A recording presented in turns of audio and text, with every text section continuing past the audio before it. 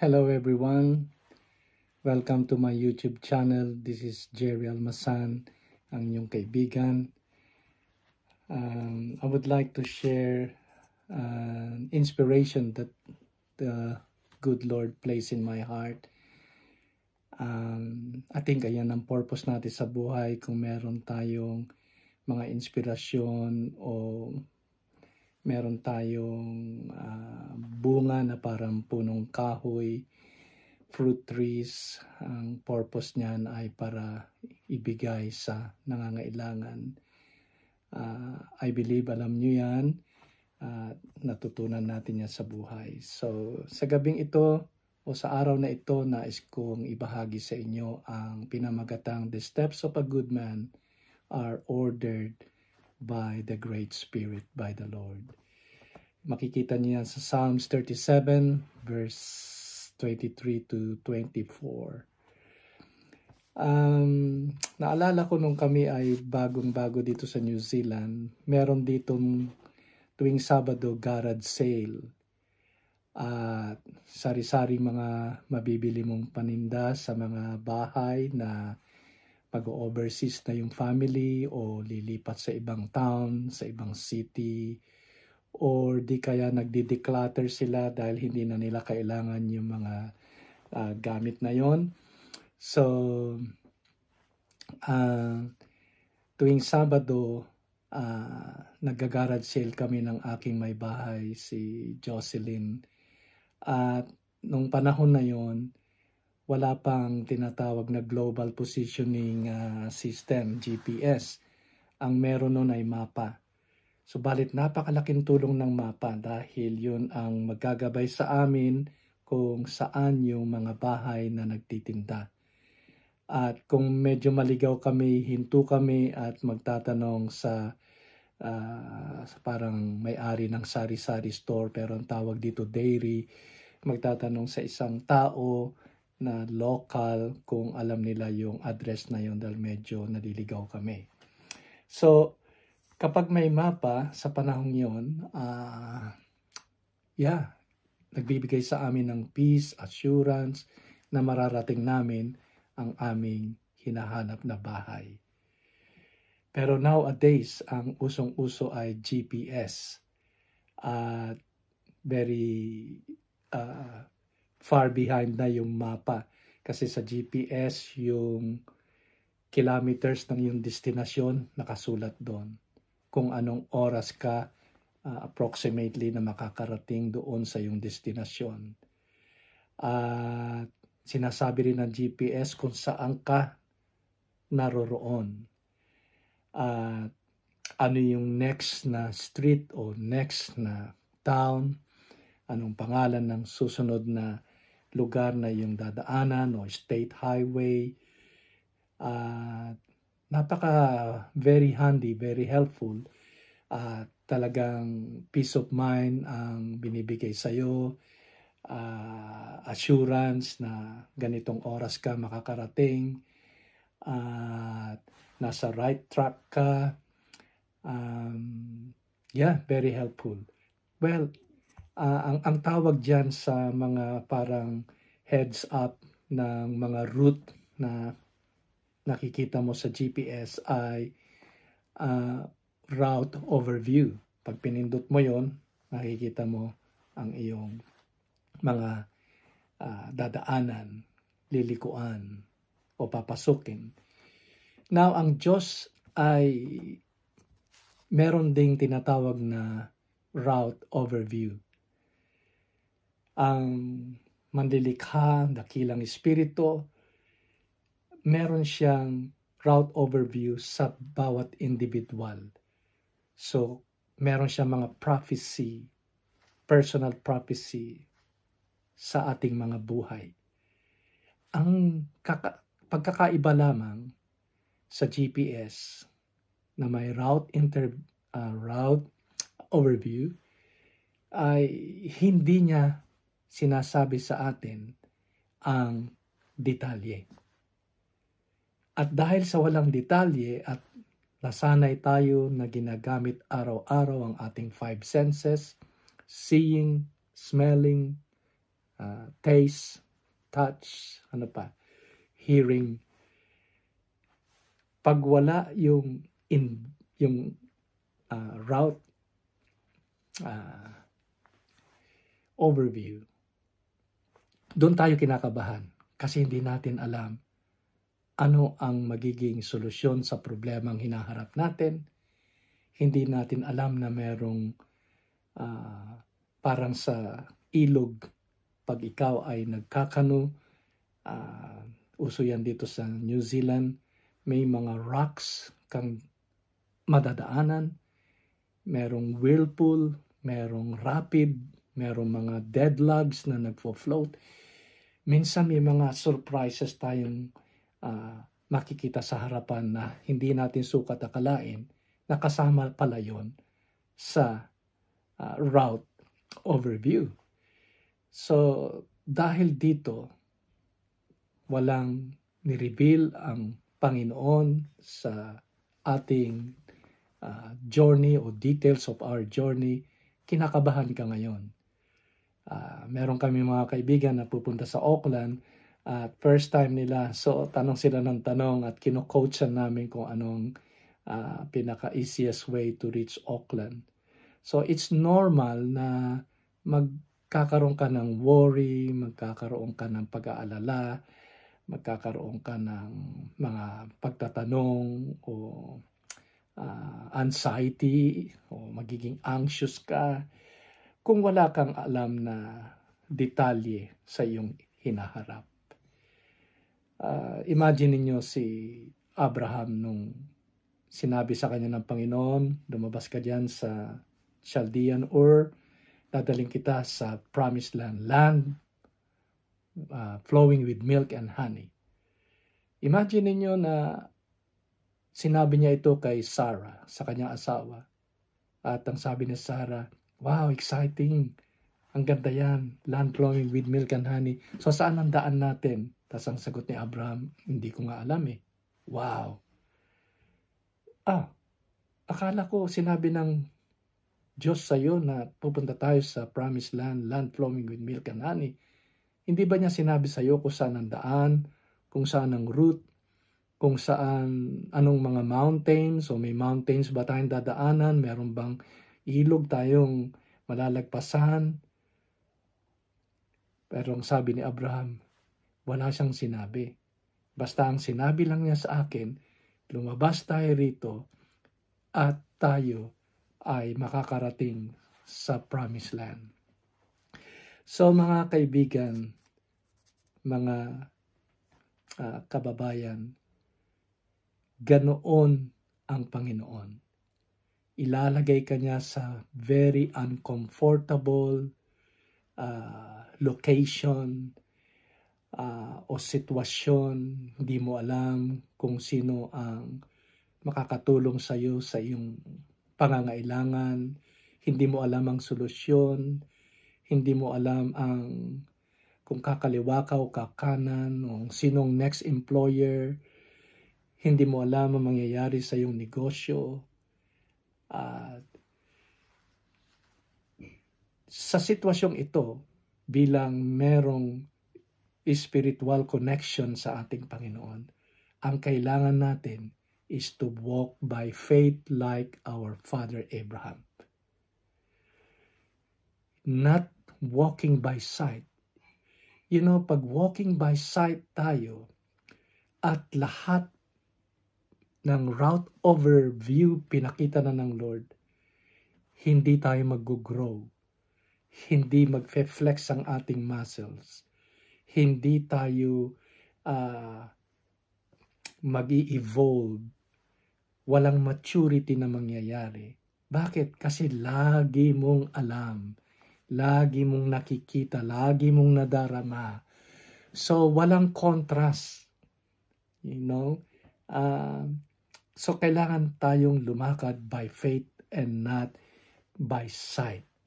So, I believe with all my heart na we are all predestinated. Meron siyang nilaan na mga lugar, mga tao na tutulong sa iyo aalalay sa'yo, magbibigay sa'yo ng support, magka-counsel sa'yo. At ang kailangan lang natin is maging matapang tayo, and we have to step into this unknown. Naalala niyo si Pedro?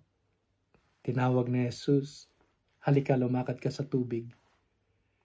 Dahil nagulat sila, merong nakalutang na lalaki nakatayo doon sa tubig.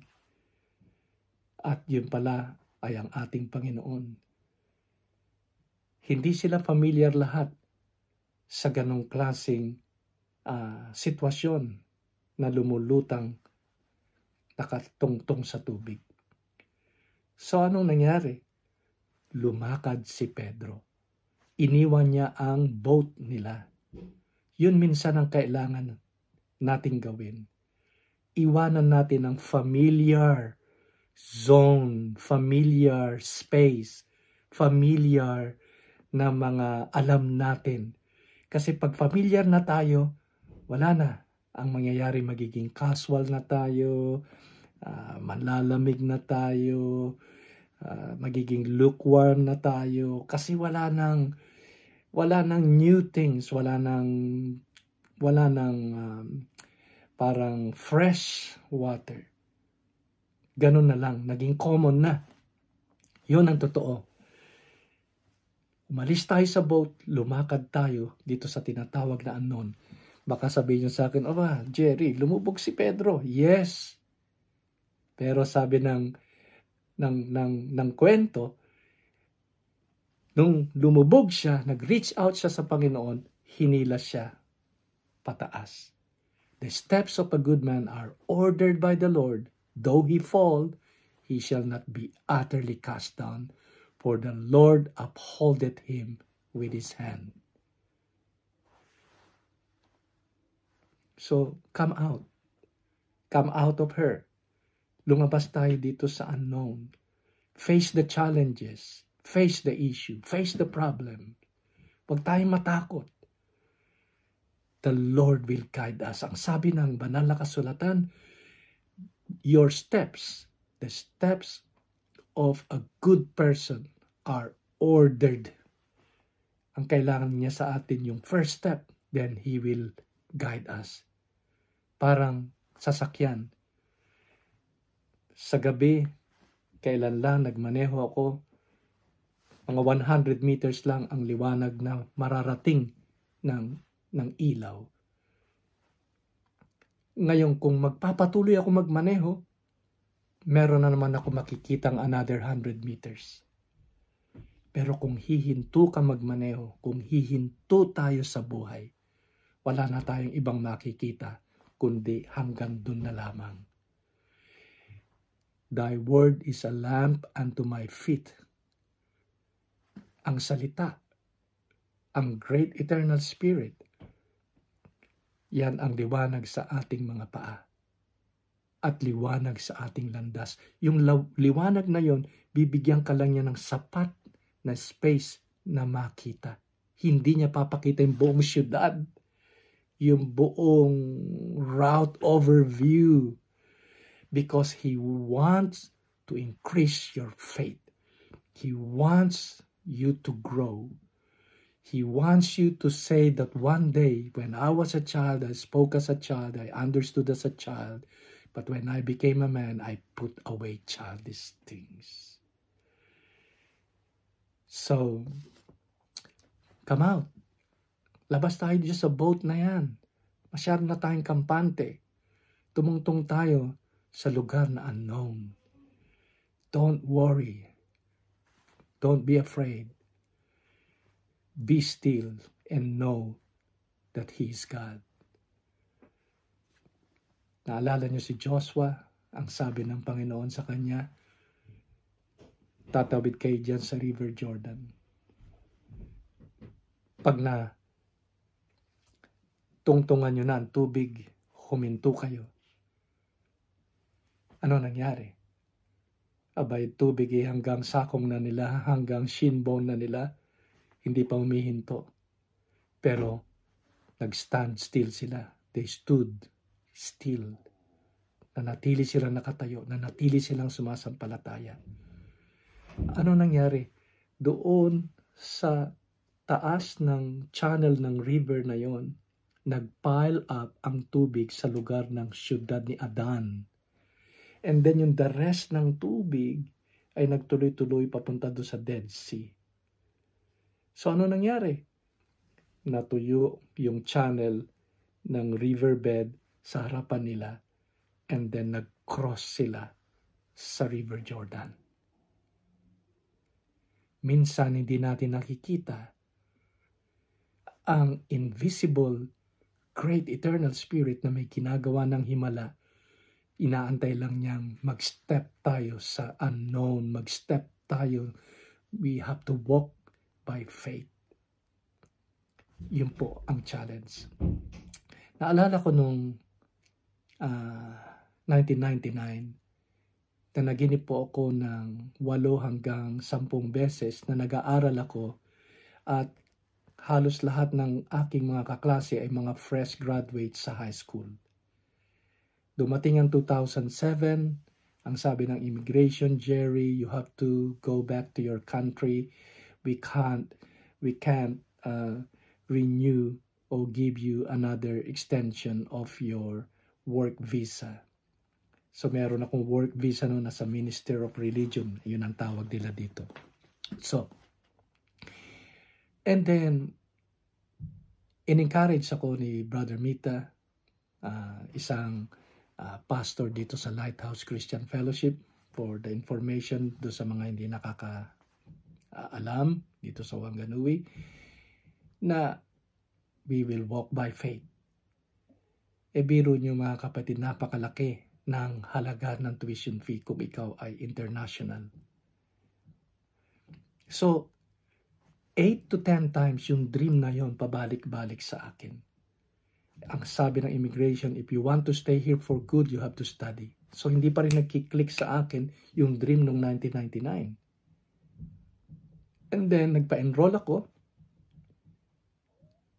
At hindi ko na malayan, yung dream na yon ay spiritual pala. And it started manifesting. At kumbaga cheeky si Lord, na-trap ako. Hindi ko akalain na ang route overview ay unti-unti niyang i-reveal. Inihanda na niya yung mga kakailanganin ko, tulad nung magtuturo sa akin ng English grammar, si Sister Elizabeth Parson, Sister Dawn, kung tawagin namin dito. Tinuruan niya ako for 4.5 years. Hindi ko sukat akalain na yung mga detalye, medyo very challenging. Just imagine, English is not my first language. Sabi ko nga rito, I've learned my English from the streets of Wanganui. So yung traveling from dito sa amin, doon sa university, 1 hour, balikan, 2 hours. Hindi ko akalain na papatayin namin yung water cylinder dito, hot water cylinder, ng 4.5 years para lang magkasya ang aming budget. Hindi ko nakita doon sa dream na meron palang magsusupply sa amin ng mga firewood, 3 trailers of firewood, loaf bread, eggs. Hindi ko sukatalain na meron palang magpe-pray over sa amin, mananalangin sa amin, mag-i-encourage sa amin na magpatuloy. Wow! It was a very, very challenging time sa amin ni ni Jocelyn. Gigising siya na madaling araw para isampay ang mga labahin. And then, takbulakad, ihahatid ang mga bata sa school. Dahil at that time, wala pa siyang driver's license, o hindi pa siya marunong magmaneho. At hindi namin sukat akalain na dadaan kami sa maikling kumot. May kasabihan tayo dyan sa Pilipinas, matutong mamaluktot kapag maiksi ang kumot. Yun po ang tinuro sa amin ng Lord. Talagang pinagkasya namin. Just imagine dito sa New Zealand, pag wala kang hot water cylinder, patay ka sa lamig ng tubig. So kayo mga nakatira sa Western countries, you know what I'm talking about. So, for 4.5 years, malaki ang ginastos po namin. Hindi sinabi ng Lord do sa dream na aabutin ng 110 to 120 New Zealand dollars ang tuition fee. Hindi niya sinabi na manghihiram kami ng mga pera para lang matapos ko ang pag-aaral. But at the end of my 4.5 years sa university, I was so blessed. I was so inspired. And sinabi ko to sa last meeting namin sa university in front of all our professors. Yung dream. Sabi ko, I am walking in this vision. I am manifesting the dreams that the Great Spirit gave me in 1999. Tapos sabi ng isa kong paboritong tutor, si Helen Simon, sabi niya, Jerry, thank you for sharing your prophetic dream. Ano nangyari? Nakarating kami ni Sister Jocelyn ng mga bata sa Promised Land. Nakuha ko ang registration as a social worker. Nakuha ko ang iba pang registration. Nakakuha ko ng trabaho. Naibigay ng Panginoon ang mga pangangailangan, hindi lang sa espiritual, kundi maging sa material. Ang bahay, ang sasakyan, ang peace of mind, ang knowledge and wisdom to understand humanity, dahil sa mental health po ako nagtatrabaho. Wow! Pagtiwala tayo sa GPS. Pagtiwala tayo sa Great Spirit, hindi kanya pababayaan. Gagabayan kanya.